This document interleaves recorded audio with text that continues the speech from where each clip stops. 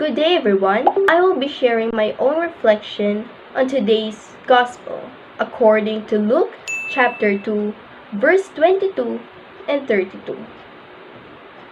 We see Simeon and the Holy Spirit informing him that he would not die until he had seen the Lord's Messiah, and eventually moved by the Holy Spirit, he goes to the temple where the child Jesus is to fulfill the required Moses law.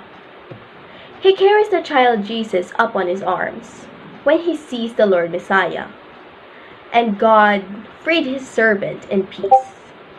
We can imagine ourselves as Simeon, who's religiously devoted and passionately faithful to God, and the finding child Jesus us is being baptized as babies.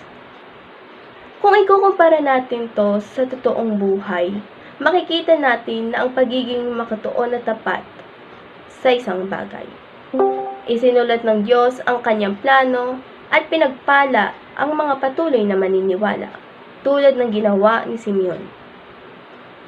Itinuro din sa atin na ipamuhay ang ating pusong Kristiyano, gaya ng nakasaad.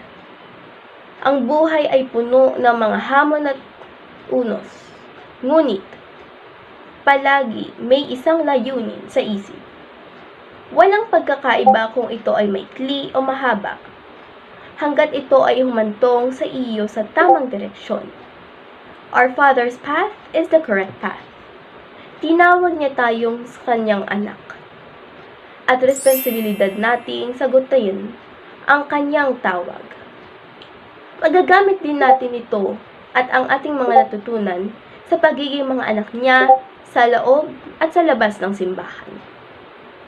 Sa parehong paraan na mahal natin siya, dapat din nating ibahagi ang kabutihan at kabaitan na nasa ating mga puso. Magpinta ng mga kulay sa pinakamadilim na kulay ng ating bahaghari upang ipakita natin ang kagandahang nakatago sa lahat ng bagay. Ang pinakamabuting gawin ay ang paglingkuran, siya at ang kanyang simbahan. At bilang kanyang mga anak, gusto kong ibahagi ang kanyang pagmamahal sa iba upang makilala at mahalin siya ng mga tao. And that is for today's reflection. Don't forget to subscribe to Faithbook PH, download the Faithbook app, or you can visit our website and register to www.faithbook.ph.